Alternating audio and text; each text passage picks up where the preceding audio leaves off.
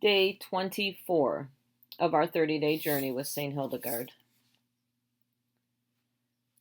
The following excerpt is from a letter Hildegard wrote to Heinrich, Bishop of Liege, sometime between 1148 and 1153. Heinrich wrote seeking Hildegard's guidance for overcoming his personal tendency to sin. She responds with great sadness at the depth of sin and darkness she believes to be present in the world. A letter from Hildegard to Heinrich, Bishop of Liege. The Living Light says, "The Scriptures are a path which leads to the lofty mountain, where flowers and precious herbs grow. A fragrant breeze blowing over them, bringing forth their sweet aroma, and where roses and lilies show their bright faces. Yet because of the shadow of dark living air, that mountain was not visible until the Son of the Most High had illuminated the world.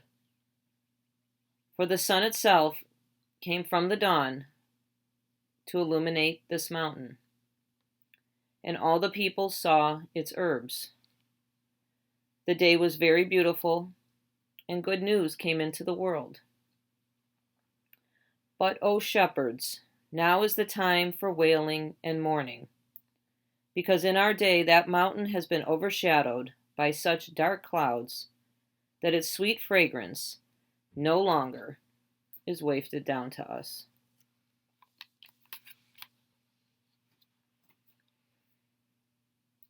Take a moment and consider that you are a light worker. You were created to illuminate our world through daily acts of love and justice. The task referred to as light work involves the act of sowing seeds of light and love in places where you find darkness and despair. The path to the lofty mountain, abundant in light and grace, is accessible. We need only to choose to walk it.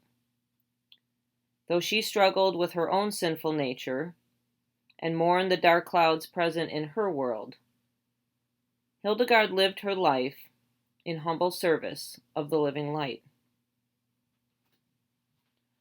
Where are you being called to shine light today? A reading from Hildegard's Book of the Rewards of Life. The earth in which he stands, from his knees right up to the calves of his legs, has moisture and greenness, and is sprouting because the earth contains what God has bound together.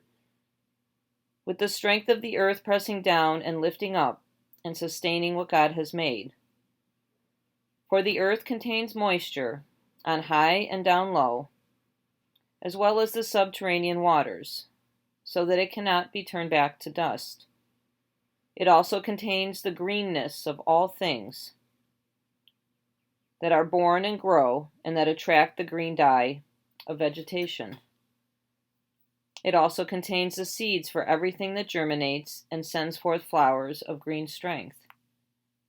As it were, this man's virtue flourishes and is beautiful since his virtue has been made beautiful through the earth, because of the earth, when it produces and nourishes human beings, and when it sustains and supports all things human beings use. Like the flower of beauty and the embellishment of the honesty of God's virtue, it prepares all things with its strength and dispenses them well and justly. Similarly, let God's power be honored through the earth, since it preserves humanity. Who should praise and glorify God for all time, with all the things he needs for his body, and since it also sustains all the other things that are for man's use, when it supports the development of these things. When man praises the excellence of God, man who is from the earth shows his just and holy works to God. Therefore the earth is fertile and brings forth offspring, of course, because all things formed in earthly creatures are led forth from the earth. All the things that are born from the flesh, as from a mother, or that spring from a seed in the form and life of earthly creation, arise from the earth. Therefore, human beings, who have the power of reason and the spirit of intelligence, have come from the earth.